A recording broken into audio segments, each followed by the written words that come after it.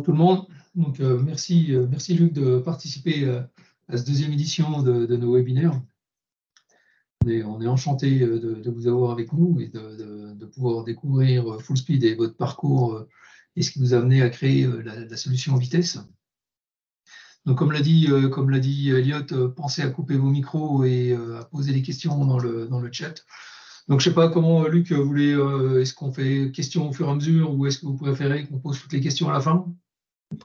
Comme vous voulez, bonjour à tous et merci de m'avoir invité déjà. Oui, je vous propose qu'on fasse une rapide introduction et puis ensuite, je pense que Elliot avait préparé quelques questions déjà, quelques sujets qu'il voulait couvrir avec vous. Et ouais. Je suis à votre disposition pendant 1 heure avec grand plaisir. Ok, super. Donc, Luc, alors pour vous présenter, Luc Leroy, et j'espère que je n'ai pas fait beaucoup d'erreurs, n'hésitez pas à me corriger. Donc, Luc a débuté sa carrière dans une start-up qui développait des solutions de CAO et qui était rachetée par Adobe il y a quelques temps, je dirais dans les années 2000. Et donc, pendant une dizaine d'années, travaillé chez Adobe. Et dans l'équipe, alors il faut s'imaginer ça dans les années 2000, qui a développé le PDF 3D, si je ne dis pas de bêtises. C'est ça, ouais. Et ensuite, alors là, l'expert de réalité augmentée que j'étais à l'époque rêvait beaucoup sur la cité d'Acry. Vous avez participé au développement du casque de d'Acry et qui à l'époque était différent de ce qu'on avait l'habitude de voir comme solution de lunettes ou de casque de réalité augmentée. Et on en a beaucoup parlé de ce casque. Donc ensuite, après cette période chez Dacry, vous avez développé des solutions de fabrication additive chez Vélo 3D, qui avait comme client SpaceX. C'est ça, c'était notre premier client. Oui. Ce partenariat ou ce client vous a permis de rentrer chez Tesla. Vous avez travaillé une dizaine d'années, si je ne dis pas de bêtises. Chez Tesla, j'y ai travaillé juste un peu moins de 3 ans, en fait.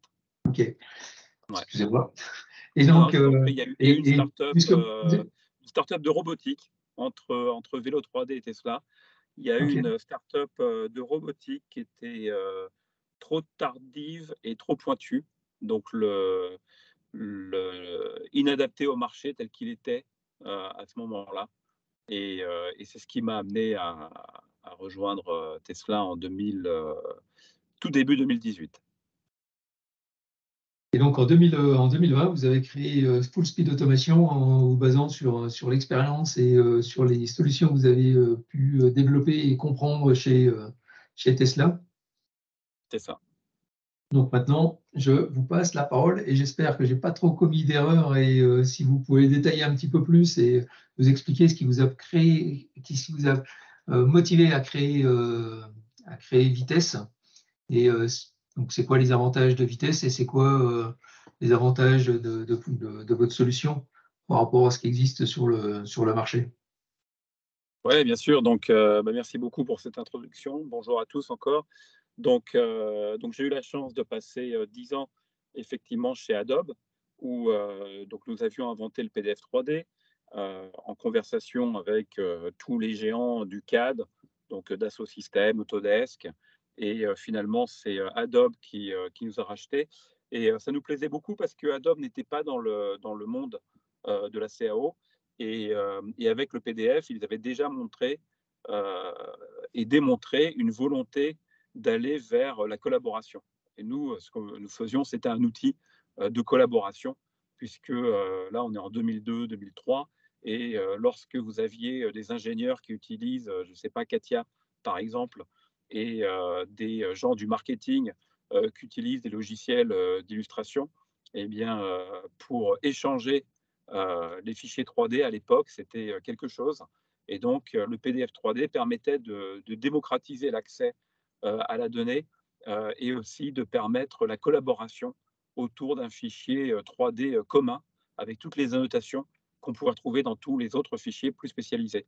Et donc, c'était vraiment dans l'état d'esprit du PDF, l'ouverture. Malheureusement, au bout de quelques années, Adobe s'est rendu compte que tout ce qui était manufacture n'était pas leur métier. Et ils ont vendu toute la partie PLM, CAO à une société avec laquelle j'ai travaillé par la suite, euh, puisque chez Adobe, je me suis porté volontaire pour euh,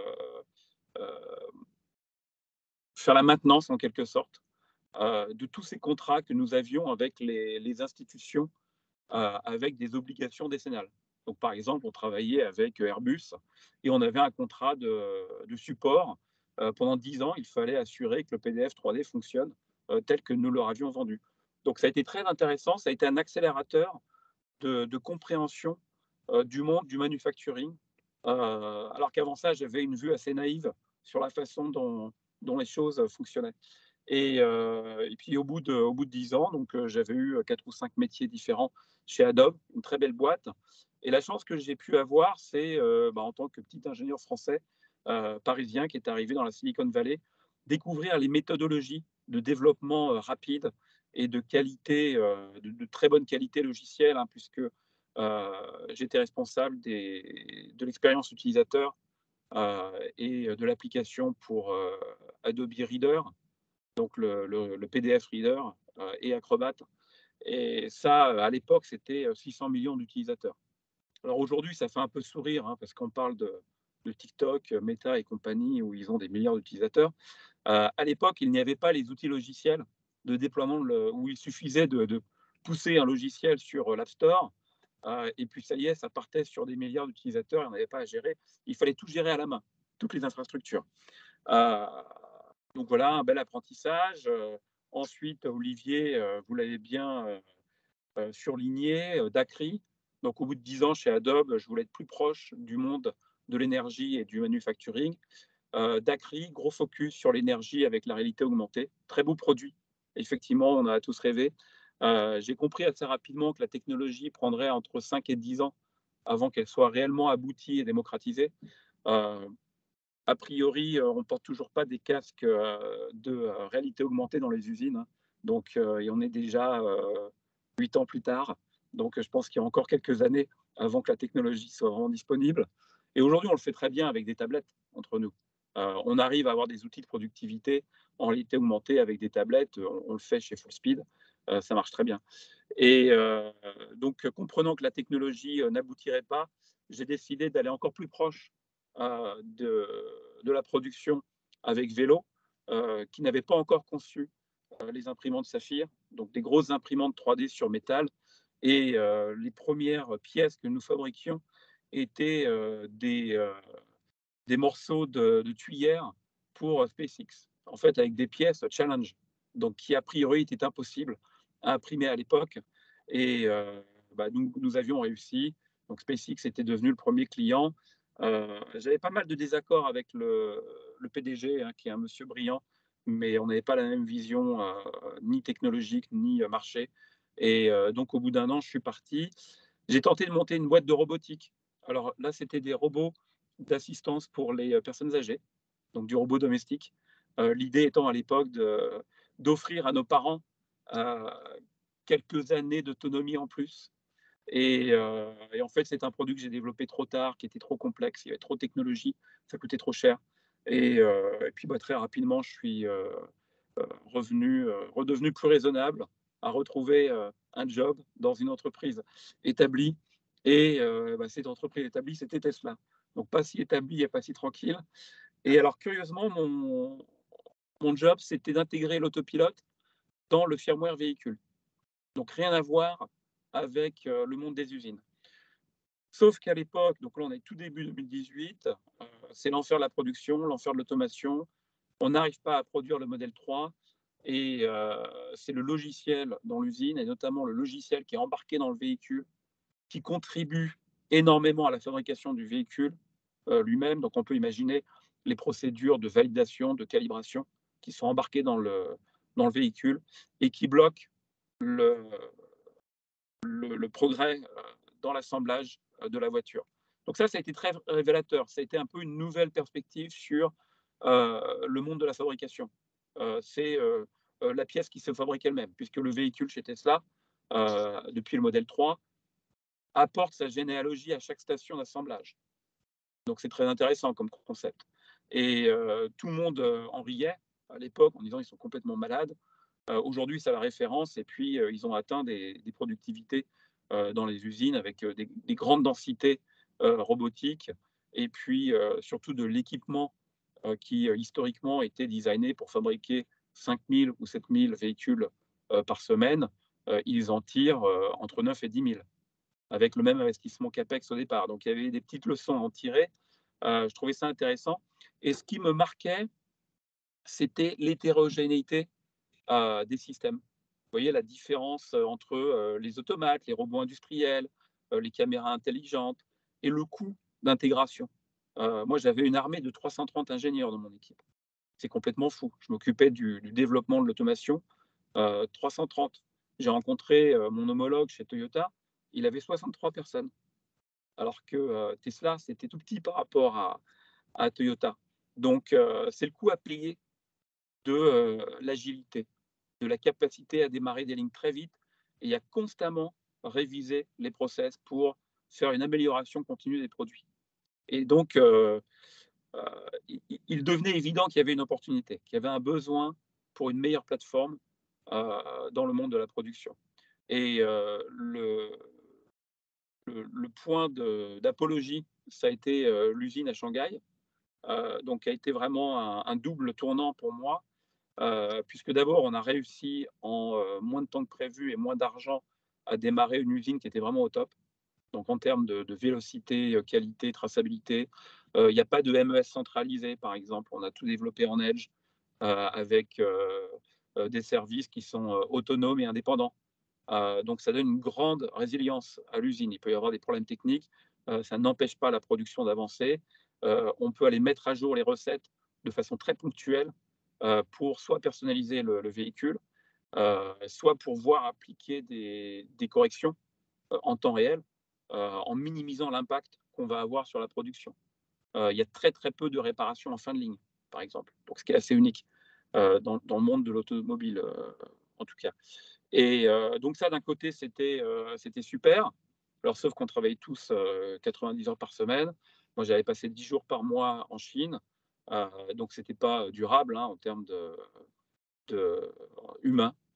Et puis, un jour, je suis à Berlin et je découvre un modèle 3 et qui est très bien fini. Et je regarde le numéro de série sur le pare-brise et je reconnais le formatage du numéro de série des véhicules fabriqués à Shanghai. Et là, je le prends presque comme une trahison, puisque, en fait, l'idée, moi, je suis plutôt écologiste, et puis j'aime bien la notion de fabriquer là où on consomme, pour éviter l'impact sociétal et environnemental. Tout fabriquer en Chine, mettre ça sur des containers, traverser la planète pour aller distribuer ça en Amérique du Nord et en Europe, je trouvais que ça faisait pas de sens. Et quand on a donné corps et âme en Chine pour fabriquer la Gigafactory de Shanghai, c'était pour le marché asiatique. Et donc, retrouver ces véhicules en Europe, euh, ça posait problème à pas mal des membres de l'équipe. Et ça a été un peu l'accélération vers la page suivante qui s'appelle Full Speed Automation avec le logiciel Vitesse. Voilà, c'était un peu long, mais c'était pour vous donner un peu la genèse de Full Speed et comment on en est arrivé à l'idée de vitesse, qui peut paraître un peu saugrenu pour certains. Très bien. Et alors, par rapport à la vitesse, est-ce que vous pouvez du coup nous expliquer un peu on va dire, comment se déroule le processus de la mise en place de cette solution chez les clients déjà, quels sont les types de clients et comment vous arrivez à intégrer chez eux cette solution? Oui, bonne question. Donc, les types de clients, il y a plusieurs types de clients. Il y a le fabricant de lignes ou de machines spécialisées qui veut soit prendre contrôle sur la production, soit aller plus rapidement avec une digitalisation de la plateforme. Donc, peu importe la marque et le protocole d'automate, on veut uniformiser le process et les interfaces humain-machine. Vitesse permet de faire ça. Donc, on peut avoir des gens très techniques qui savent programmer et qui vont utiliser Vitess pour bénéficier de cette virtualisation de la plateforme. Moi, c'est quelque chose qui m'a choqué, notamment chez Tesla. Je l'avais découvert dans mon passé, que ce soit chez Adobe, en travaillant avec les Airbus, les Ford, les gens comme ça. Et surtout, Tesla était un gros accélérateur de cette prise de conscience. C'est l'absence d'une plateforme telle qu'on la connaît dans le logiciel entreprise, Internet ou les applications mobiles.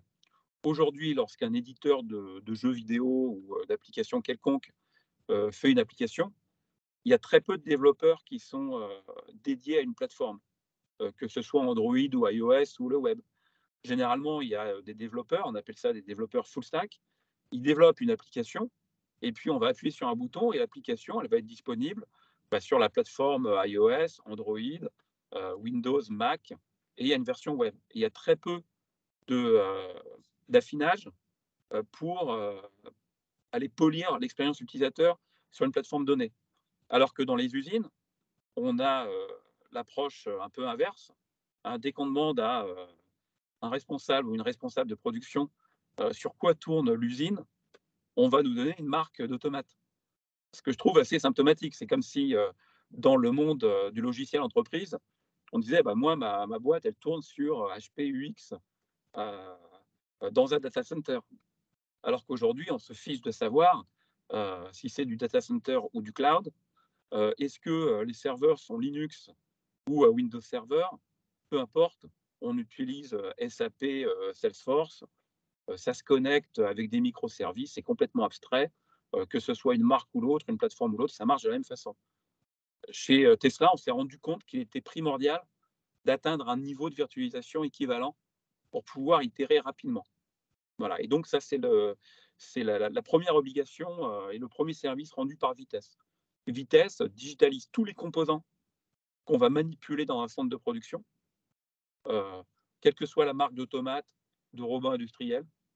Et on va pouvoir connecter tous ces composants pour créer des corrélations, de pouvoir programmer. J'ai un capteur sur un automate de type A, sur un bus de champ, et puis j'ai un autre automate sur un bus complètement différent de l'autre côté sur lequel il y a un moteur.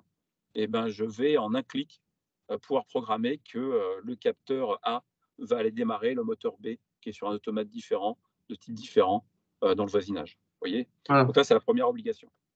Ouais, c'était ça, c'était ma deuxième question. C'était comment justement votre solution, elle arrive à s'intégrer avec les systèmes d'information et les logiciels que justement vos clients possèdent déjà. Ça doit être parfois un peu. Est-ce que c'est quelque chose de simple? Comment vous arrivez justement à faire ça? Alors c'est pas simple, c'est pour ça qu'on a pris 2 ans pour développer la plateforme. Mine de rien, c'est quelques millions d'euros et une équipe assez conséquente et plutôt compétente pour mettre en place toute la plateforme, avec une approche assez inhabituelle pour une startup, puisqu'on a décidé d'attaquer tout ça par le bas. Donc généralement, lorsqu'on crée une startup, on prend une cible niche et on va développer une application qui va permettre de monétiser, et puis après on va grandir. Quelque chose que j'ai remarqué ces 5 dernières années dans le monde de l'automation, dans le monde industriel en général, ces startups deviennent généralement très verticales. Elles vont faire quelque chose très bien, mais ça ne va pas changer la donne. C'est-à-dire qu'à chaque fois, on se retrouve avec une double ou une triple intégration. Il faut intégrer en bas avec les automates, les robots, etc. Il faut intégrer en haut avec MES, ERP, WMS et compagnie. Tout ça, ça coûte cher, ça prend des semaines. Et donc là, l'idée, c'était, non, il faut faire une plateforme. Et la première chose qui fait que votre Windows ou votre macOS sur votre ordinateur portable, c'est une plateforme, c'est que ça digitalise, c'est ce qu'on appelle les pilotes, ça digitalise tous les composants qu'on va aller connecter sur un ordinateur. J'aime bien utiliser l'anecdote de la souris Logitech ou le trackpad Apple. On peut avoir un trackpad Apple en Bluetooth, donc sans fil, une souris HP ou Logitech en USB avec un câble, on connecte ça sur l'ordinateur, le traitement de texte se fout de savoir si ça vient d'une digitalisation de vos doigts Apple ou de la capture optique HP. Pourquoi on n'atteint pas la même chose avec un robot de type A ou un robot de type B? Et ben, c'est ce qu'on fait avec vitesse. Que ce soit un robot A ou B, un automate C ou D, vous manipulez des primitives comme ça, de bas ou haut niveau, hein, que ce soit un capteur au moteur ou alors une caméra intelligente ou un robot industriel. On va pouvoir se connecter et orchestrer le process qui va mettre en action tous ces composants. Très bien. Monsieur Denis, vous souhaitez prendre la parole? Oui, c'est passionnant parce que ça me fait penser à des projets que je suis en train de développer. Mais est-ce que ça veut dire qu'en fait, vitesse, c'est la création d'un langage commun? Ou c'est trop réducteur ce que je dis? C'est-à-dire, est-ce qu'on développe, est-ce qu'on développe dans un langage commun des post-processeurs entre les différents types de robots, que ce soit KUKA ou d'autres, etc., mais qui sont aussi des langages communs que comprend Siemens, des langages communs que... C'est ça, c'est un langage qui a des post-processeurs qui parlent avec tout le monde. C'est ça, il y a des connecteurs pour parler avec tout le monde. Donc, Voilà. donc ça peut parler, voilà, vous parliez de Siemens, on a un partenariat avec Siemens, hein, avec Beckhoff, donc on peut parler avec ces automates en natif, de la même façon avec pas mal de marques de robots industriels. Et alors, une particularité de vitesse, c'est que ça peut fonctionner en no-code. Donc, nous, on aime bien, on s'est intégré dans le Visual Studio de Microsoft, hein, qui est l'outil de développement le plus utilisé au monde. Il est très accessible. Il y a l'intelligence artificielle, donc qui s'appelle IntelliCode, qui vous permet d'accélérer de façon drastique la quantité de code qu'on est capable de générer. Mais on peut aussi l'utiliser en mode glisser-déposer, c'est-à-dire qu'on édite comme une IHM dans laquelle on va définir le process. Donc, je vais concrètement glisser-déposer un robot, un moteur, un capteur, une safety. Et puis, on va documenter la relation entre ces composants. C'est très orienté objet. Donc, ça permet de dire, je me mets dans la peau du capteur. Hein, de la même façon qu'on développe des applications sur ces plateformes depuis une dizaine d'années, on n'est plus en mode scan tel qu'on a l'habitude de le faire avec les automates. On se dit, je suis dans un état, je scanne mes entrées-sorties, je veux aller dans un autre état et je dois réfléchir à la façon dont je vais positionner mes sorties pour transiter d'un état vers l'autre. Donc une machine à état fini, d'où le mot automate. Ça permet de faire des choses très puissantes, c'est aussi très compliqué et ça prend du temps. Qu'est-ce qui a accéléré de façon... on était comme ça dans le monde du logiciel pour l'entreprise et alors pas les téléphones mobiles parce qu'on n'avait pas encore de smartphone dans les années 90, mais on était encore en logique de scan. C'est-à-dire que lorsqu'on voulait savoir si l'opérateur avait cliqué sur un bouton, il y avait une petite boucle qui, toutes les X millisecondes, regardait s'il y avait eu un clic dans l'application. Et une fois qu'il y avait eu un clic dans l'application, on se disait quelles sont les coordonnées du clic et est-ce que j'ai un bouton dans ce voisinage? Vous voyez, donc c'était encore comme ça qu'on pensait. On pense beaucoup comme ça en automaticien encore aujourd'hui, malheureusement. Ça permet de faire des choses très haute performance, très maîtrisées. Donc parfois c'est nécessaire, mais on s'est vite rendu compte, et notamment j'avais commencé à voir ça chez Dacry, pas mal chez Vélo 3D, et ça a explosé chez Tesla, de se dire adoptons une perspective de programmation orientée objet. Alors parfois ça fait un peu peur, mais ce que ça veut dire c'est finalement j'ai un bouton sur lequel je vais cliquer, le bouton reçoit un événement et c'est le bouton qui va agir de l'événement qu'il reçoit. Et ce bouton va communiquer directement avec les acteurs intéressés à gérer ce message. Donc, j'appuie sur mon téléphone, je tape sur un bouton, j'informe une activité que cette activité va devenir l'activité active. Et donc, l'activité se dit, je prends le dessus et maintenant, voici dans une nouvelle activité.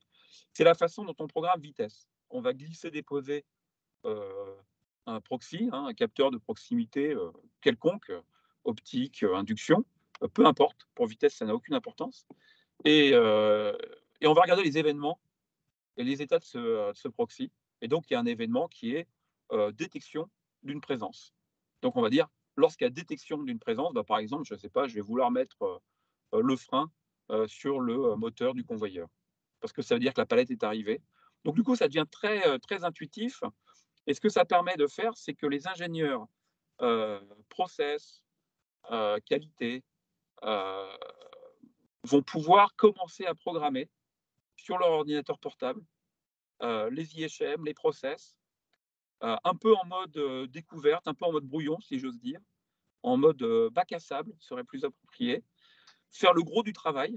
Et une fois qu'ils ont un niveau de confiance ou de satisfaction relativement élevé, ils disent moi, mon process, je l'aime bien, ma palette arrive là, effectivement, ça démarre le scan, si le numéro de série est bon, je mets ça dans l'IHM, ça dit à l'opérateur qu'il faut commencer à boulonner, et si les valeurs de couple sont dans les specs, j'écris ça dans la base de données, et ça redémarre le moteur. Et j'aime bien, j'envoie ça aux automaticiens. Les automaticiens vont faire une revue, peut-être vont faire quelques corrections, peut-être qu'ils vont ajouter la safety que la personne du process avait oublié. Et ultimement, c'est eux qui vont déployer ça sur la ligne. C'est exactement le mode dont on fonctionne sur le développement d'applications mobiles ou web depuis une quinzaine d'années. Voilà comment ça fonctionne. Du coup, on a bien compris que niveau ergonomie et facilité pour l'industriel, ça change les choses. Mais du coup, est-ce que vous pouvez nous parler un petit peu, peut-être que ça améliore leur productivité et leur rentabilité sur le long terme? Comment ça peut justement, qu'est-ce que ça peut leur apporter de ce point de vue-là? Oui, bien sûr. Effectivement, l'aspect no code ou peu de code. Et puis, alors, le fait qu'on soit dans Visual Studio aussi, ça permet de développer dans des langages qui sont très démocratisés. Hein. Donc, du C#, du C++, du Python, du JavaScript. Et du coup, ça permet l'accès au code. Hein, il y a une formation qui est beaucoup plus rapide que sur un type d'automate ou un type particulier de robot Indus. Et donc, ça, c'est l'aspect, on peut réduire jusqu'à 90% le temps de programmation hein, grâce au glisser-déposer, no code. Ça, c'est un premier aspect. Le déploiement est instantané. On est dans Visual Studio, on appuie sur le bouton démarrer ou publier. Ça permet d'aller publier vers un PC Indus l'application en quelques secondes. Et puis, c'est intégré dans la gestion de version. Donc, on a une gestion de version de facto. Si on fait une bêtise, on peut revenir en arrière et redéployer très rapidement. D'accord. Du coup, il y a aucune, vous n'avez pas besoin de formation, il n'y a aucune formation auprès des industriels qui eux-mêmes doivent former leur personnel. Tout est simple d'utilisation et donc l'intégration se fait facilement. Alors, on offre une formation hein, qui généralement c'est 2 fois une demi-journée. D'accord. Voilà, il y a la découverte de l'outil de façon un peu plus globale hein, dans Visual Studio. Et on a choisi Visual Studio.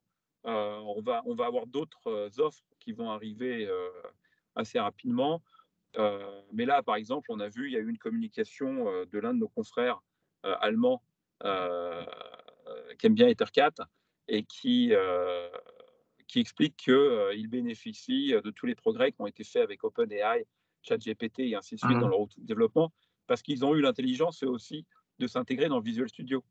Et donc, la garantie de Visual Studio, c'est qu'on est toujours au top de ce qui est disponible. Visual Studio, c'est quelque chose, j'ai lu, comme 580 millions d'utilisateurs. Donc, on n'a pas eu l'arrogance de se dire on va faire mieux que tout le monde. On va développer notre propre outil de développement et d'intégration. On va utiliser ce qui se fait de mieux. Et donc, du coup, ça permet vraiment de booster la productivité. Monsieur Denis, vous avez une question? Ouais, alors, moi, je m'excuse, je me pose une question parce qu'après, il faut que je bouge, mais imaginons, voilà, j'ai une unité de production avec des lignes de production industrielles. Je fais, je sais pas quoi, de l'embouteillage, voilà, par exemple. Où je suis, je sais pas, chez Cermex, je fais des machines super intelligentes pour faire bon, voilà. Et comment j'accède à cette plateforme, c'est-à-dire j'ai des réseaux industriels installés, j'ai un ERP d'installé, j'ai du Wi-Fi, des trucs, des machins, des bidules, des serveurs, et je dis, voilà, bonjour Speed Automation, comment allez-vous? Fort bien, je voudrais bien accéder à votre plateforme. Et là, Speed Automation me dit, eh bien voilà, on va faire comme ça. Et on va faire comment? Alors, on dira avec plaisir. Et puis, la première phase, peut-être, c'est si vous avez déjà des usines qui tournent, c'est d'aller remonter les données. Donc, je ne sais pas quel niveau d'accès vous avez à toutes vos données de cycle, de machines et compagnie. Donc, on va se connecter aux automates, remonter les données, puisqu'en fait, c'est la première obligation hein, dans le cahier des charges de vitesse. C'est tout ce qu'on connecte à vitesse, on est capable de remonter les données. Donc, là, souvent, c'est la première étape. Ça peut aussi être, vous connaissez bien votre équipement, vous savez qu'il y a des opportunités d'amélioration. Par contre, il faut arrêter les automates pendant des jours pour aller reprogrammer ça. Très souvent, on va pouvoir aller placer des IHM secondaires avec vitesse qui va les taper dans les valeurs d'automates et qui va pouvoir mettre à jour le process. Alors ça, c'est très utile, notamment dans les cas particuliers. Mon process est très bien dans la majorité des cas. De temps en temps, j'ai soit un produit particulier que j'ai besoin de fabriquer, soit j'ai une déviation dans l'exécution de mon process. Et donc là, je veux ajouter des conditions exceptionnelles. Dans ce cas-là, il faut attendre 2 secondes avant de démarrer le programme de ce robot. Le portique, là, il faut qu'il attende ou il faut qu'il vienne une seconde plus tôt. Donc ça, Vitesse va pouvoir aller taper dans l'automate pour forcer des variables, ajuster le process de façon plus ou moins interactive. Vous voyez, donc on va pouvoir commencer à itérer très rapidement. Ultimement, on va vous accompagner sur sortir le process trop spécifique à une station ou un produit ou une machine de votre automate. Et l'automate, il devient le pilote Windows, le pilote de souris. C'est-à-dire qu'on va garder l'automate comme l'accès au matériel, hein, donc les drives, les moteurs, les safety, tout, on garde tout ça sur l'automate, c'est très bien. Par contre, tout ce qui devient un petit peu trop compliqué, on le sort de l'automate et on met en edge juste à côté. Et ça vous donne l'accès à une programmation très rapide de la partie process qui va piloter l'automate. Et l'idée, c'est au bout de quelques itérations, vous allez commencer à avoir une librairie de composants, de fonctions pour vos automates sur 1, 2, 3 plateformes que vous n'avez plus à toucher. Vous déployez ça sur vos automates et ensuite vous orchestrez ces librairies depuis Vitesse. Donc ça, c'est ce qu'on a fait chez Tesla notamment, mais on n'avait pas Vitesse, donc on codait comme des dingues en permanence sur des IPC il y avait un automate et un IPC à côté. Et on avait tout développé en propriétaire. Alors ça posait plein de problèmes de compatibilité. Et puis il fallait choisir le type d'automate. Donc on avait une ligne qui était forcément sur un type d'automate. Et lorsqu'on avait une machine un peu exotique, hein, pour la fabrication de batteries, c'est pas ce qui manque, les machines exotiques par exemple, avec des contrôleurs asiatiques ou parfois des mini-contrôleurs maison, hein, parce qu'il y a des gens qui font de l'enroulage, ils ont fabriqué leurs propres petits contrôleurs. Là, on avait très peu de moyens de communiquer avec ces contrôleurs. Donc c'était compliqué. Avec Vitesse, on va taper dans ces machines et lorsque on rencontre des machines, donc soit de la numérique, soit du contrôleur un peu exotique, bah, nous avons des partenaires qui, eux, se sont spécialisés dans la connectivité avec ces contrôleurs. Donc, on va les mettre dans la boucle et puis bah, ils vont fournir une prestation et une librairie pour pouvoir parler avec ce contrôleur. Mais à terme, vous n'avez plus à vous soucier du type de contrôleur et vous pouvez offrir à vos clients la même prestation. Hein, s'ils préfèrent du Schneider plutôt que du Siemens ou le contraire, pas de problème, vous avez le même IHM, le même process, tout tourne sur un PC Indus qui va parler avec un automate ou l'autre, ou les deux. Donc, et ça, on vous accompagne, bien sûr, dans cette démarche. Alors, je peux reposer une avant de partir, Olivier? Non, juste pour aller encore un peu plus loin. Donc là, je vais encore plus loin. Imaginons que voilà, j'ai une unité de production, une unité autonome de production, que j'ai complètement virtualisée. C'est-à-dire que j'ai le modèle numérique de mon UAP. Okay, et ce que je veux faire, c'est simuler, à partir des données du réel, que je vais remonter, data analyse, etc., je les remonte vers mon virtuel, et donc je fais fonctionner mon virtuel en même temps que mon réel, et là je dis, ah mais moi j'ai une plateforme vitesse, enfin non, j'ai vitesse, c'est pas une plateforme, j'ai vitesse, donc est-ce que vitesse saura parler avec mon physique, avec mon virtuel? Est-ce que par exemple dans le virtuel, je peux m'amuser à simuler des réimplantations, rajouter un robot différent, des choses comme ça? Voir comment, avec justement une programmation vitesse, je vais faire bouger les choses et dire, ah là, ça marche super bien, tiens, monsieur le physique, faites pareil. C'est une vue de l'esprit ou... Non, ce n'est pas une vue d'esprit.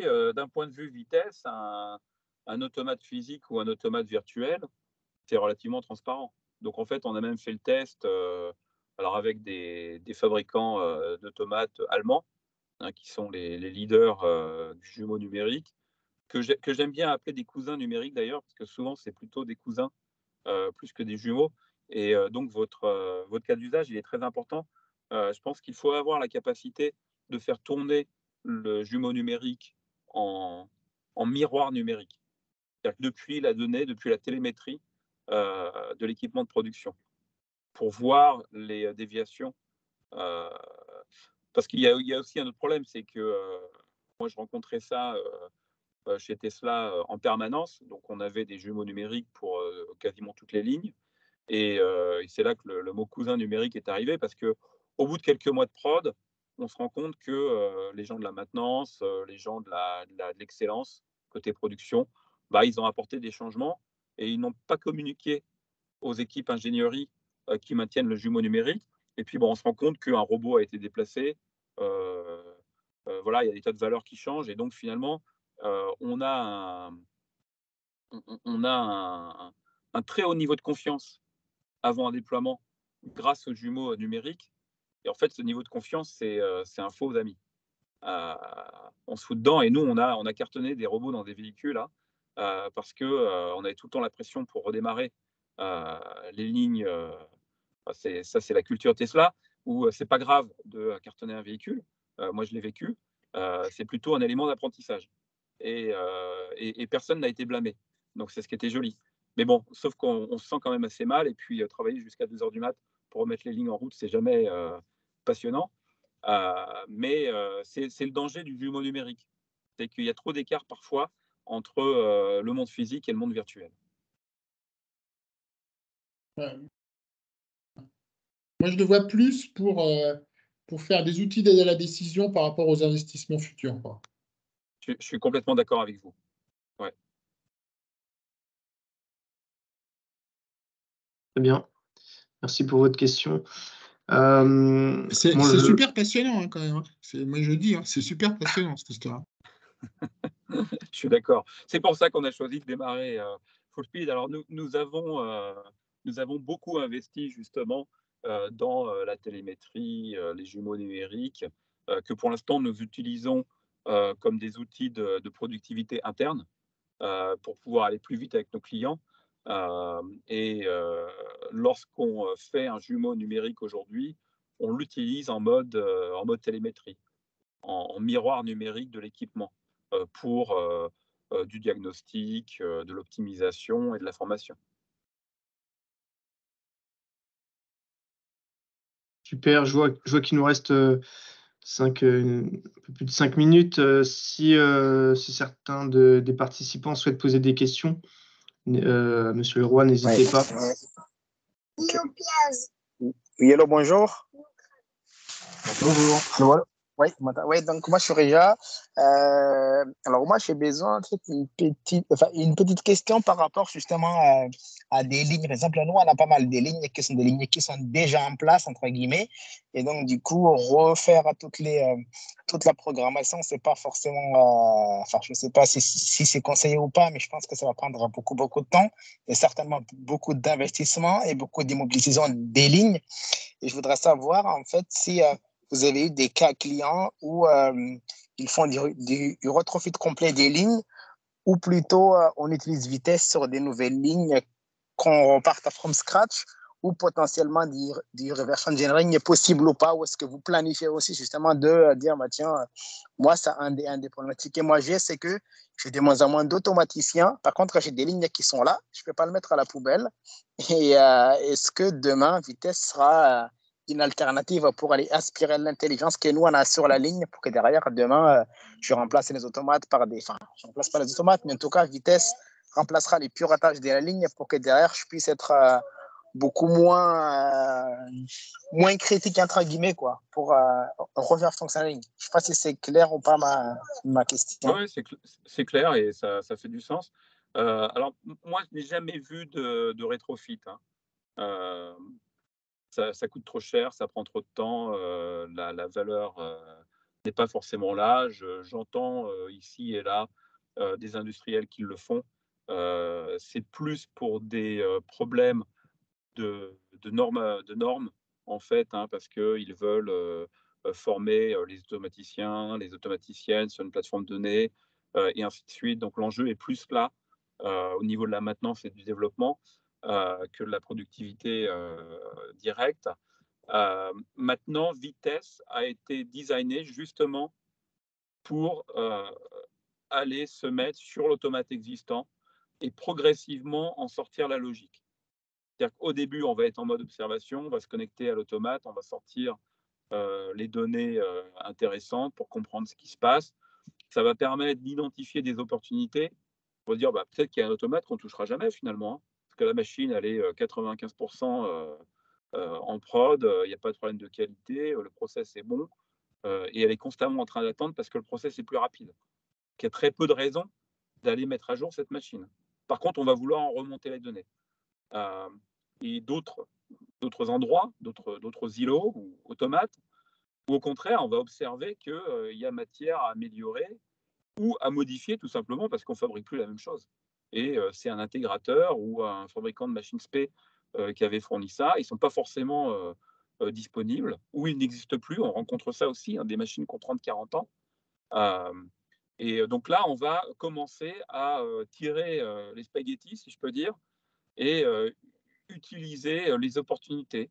Donc d'abord remonter les données, puis sortir des bouts de fonctionnalités. Alors, ce qui se passe quand c'est comme ça, on a un automaticien de notre équipe, hein, de Lyon ou d'Angers, qui s'assied avec vos automaticiens, qui regardent le contenu de l'automate quand on y a accès, et puis on va définir ensemble les opportunités pour aller sortir tel bloc de fonctions ou de données et commencer à changer, un peu comme si on définissait une interface logicielle, vous voyez, pour commencer à définir une API entre bah, voilà ce qu'il y a dans l'automate, voilà ce que à terme on voudrait accomplir. Donc, OK, on définit la nouvelle IHM avec Vitesse, puis on va commencer à taper dans les variables de l'automate, et puis on va sortir progressivement de la logique de l'automate à chaque fois qu'il y a une opportunité parce qu'il y a un changement de process, de recette.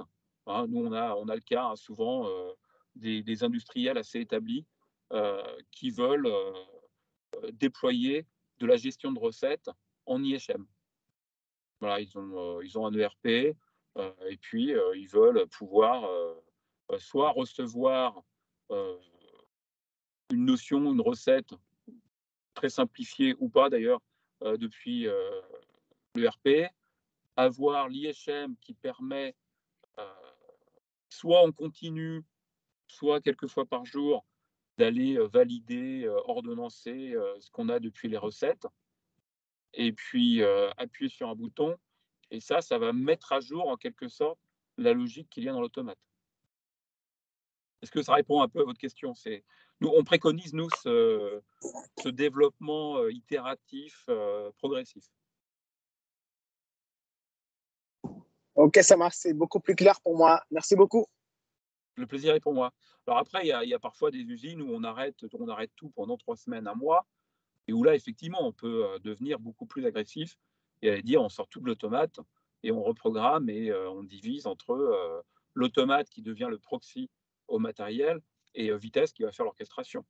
Ça, on l'a vu, c'est assez rare, mais de temps en temps, on le voit aussi. D'accord, ça marche. Donc ça. ça confirme bien en fait ce que je pensais qu'il n'y a pas de magie entre les deux. Donc, OK, ça me rassure. Merci beaucoup.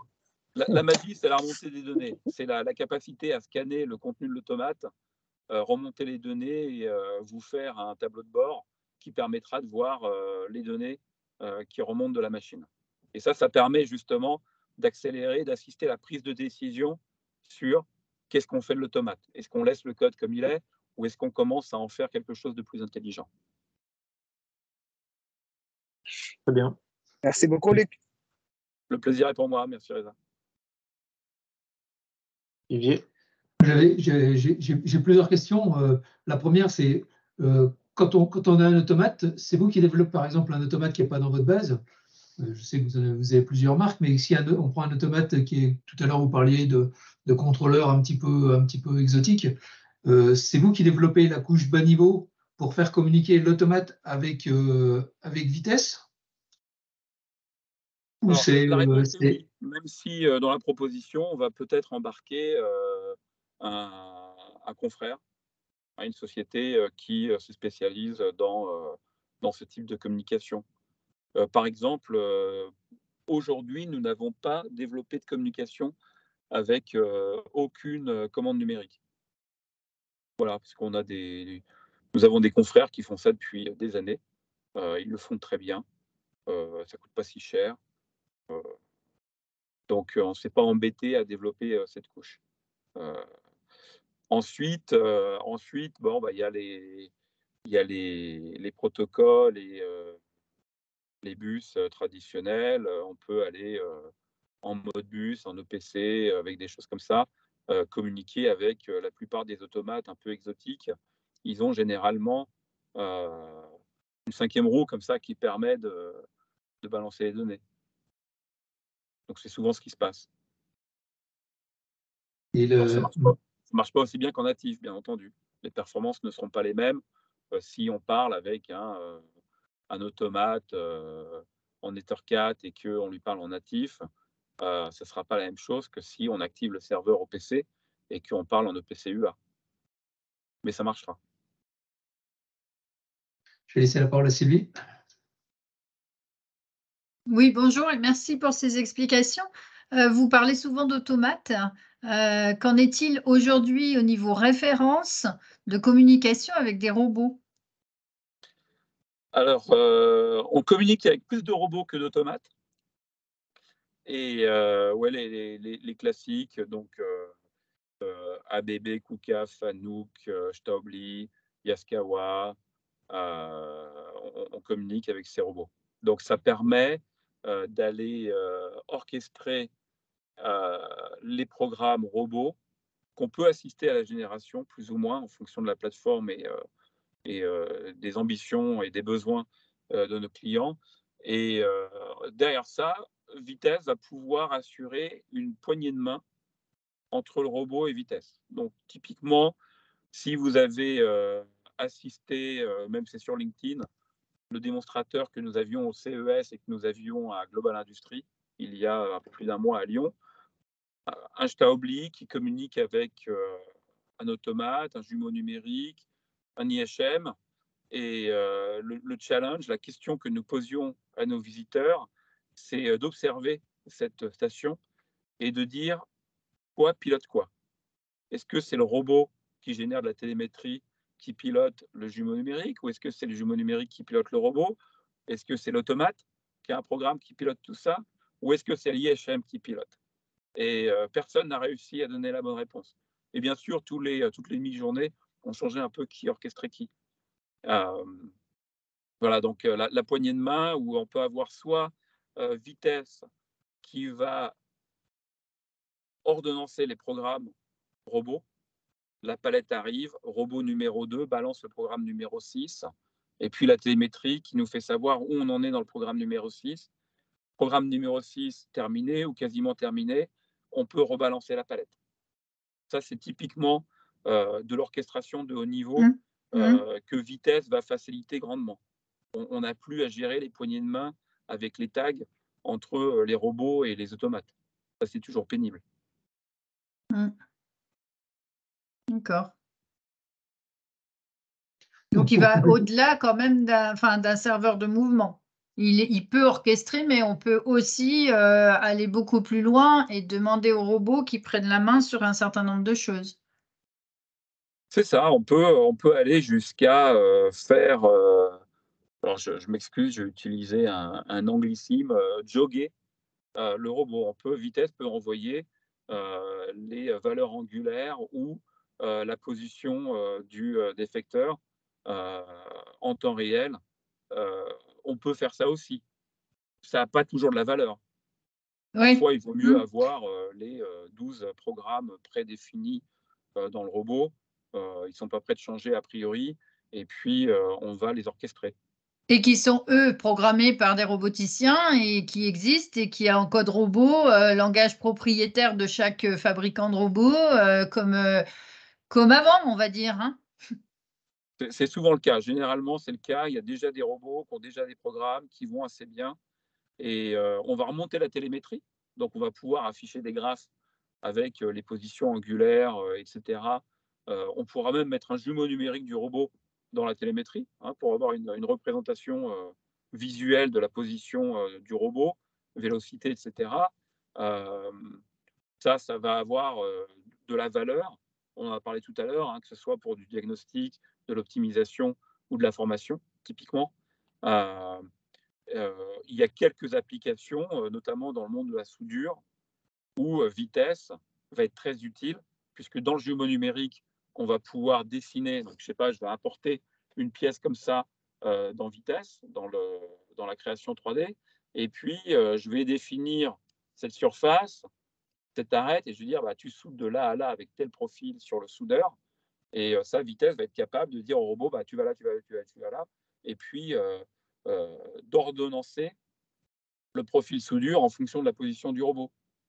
Donc on peut aller très loin, tout est possible. Après, est-ce que la valeur industrielle est là? Parfois sur des applications très pointues ou à très grande variabilité, où il n'y a pas deux produits qui sont les mêmes et la soudure va être différente à chaque fois.